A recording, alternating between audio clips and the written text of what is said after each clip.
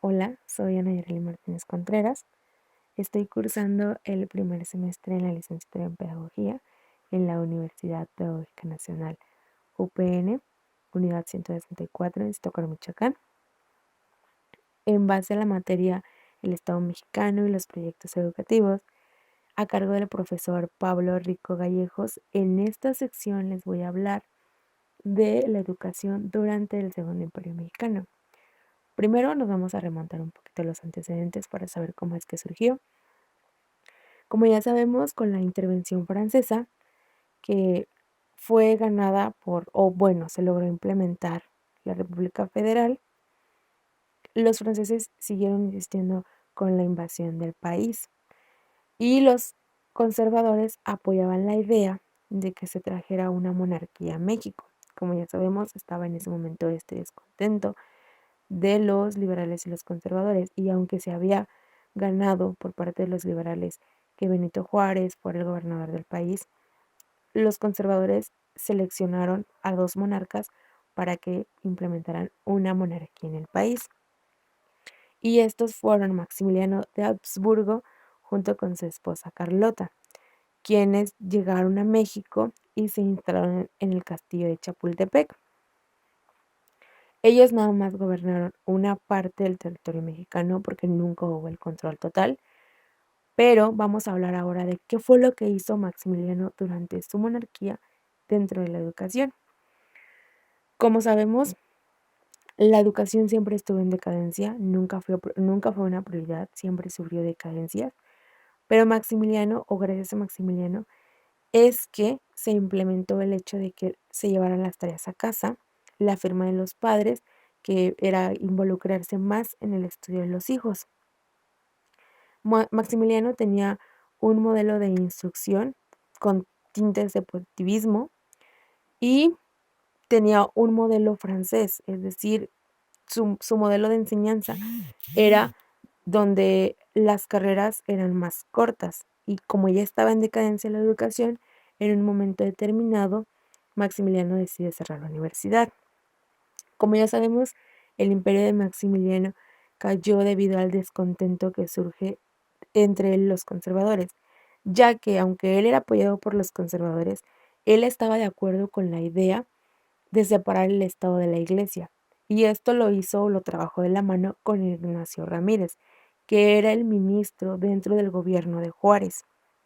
Entonces, pues ellos se ayudan o se apoyan o apoyan esta idea, surge el descontento de los conservadores, cae el imperio de Maximiliano, pero Maximiliano ya nos había dejado estas bases, estos tintes de positivismo, estos tintes de separar la iglesia del Estado. Maximiliano es enjuiciado, como ya sabemos, fusilado en el Cerro de las Campanas en 1865. Entonces, de aquí, esta es la base para que se cree la ley de implementación o de instrucción pública en 1867. Durante la caída de su imperio, Benito Juárez quiere crear una ley para reorganizar la educación en el país.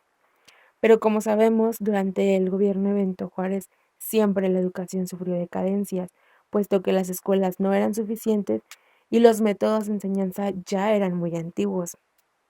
Cuando Ignacio Zaragoza, cuando Ignacio Ramírez se entera de que Gavino Barreda está en México y escribe un artículo que se llama La oración cívica, que habla precisamente de la educación, él lo invita a trabajar juntos para crear una ley y reorganizar la educación en el país. Estos ya dos juntos tienen un toque de positivismo, puesto que Gabino Barreda era el representante del positivismo. La ley que se implementó para que la educación fuera pública fue gracias a que Benito Juárez dio la orden de que la educación funcionara públicamente y gratuitamente. El ministro, que era Ignacio Ramírez, fue quien formuló el plan de la educación y apoyado en Gabino Barreda, quien era el representante del positivismo, y él decía que los hombres tenían que ser preparados profesionalmente para que pudieran llevar a cabo el gobierno del país. Una vez que Benito Juárez dio la orden de convertir la educación en una función pública, entonces se trabajó en el proyecto que Ignacio Ramírez había formulado para la educación. Y dentro de este plan se implementó que la educación primaria tenía que ser obligatoria y gratuita. Y se formuló un plan de estudios para la educación secundaria. Y se hizo la creación de una escuela preparatoria superior donde se impartían 6 carreras, 3 consideradas literarias, que era medicina, filosofía y derecho. Y dentro de las carreras prácticas estaba la militar, el politécnico y las minas. Esto con la función, como decía Gabino Barreda, que el hombre tenía que ser instruido con toques de positivismo, sí, o con una corriente positivismo, sí, porque tenía que ser educado en base a la razón y respaldado por la ciencia. Y esto fue lo que dio paso a que se implementara esta ley, que es la la ley imperial de instrucción pública. Y bueno, pues esto ha sido todo. Gracias por su atención.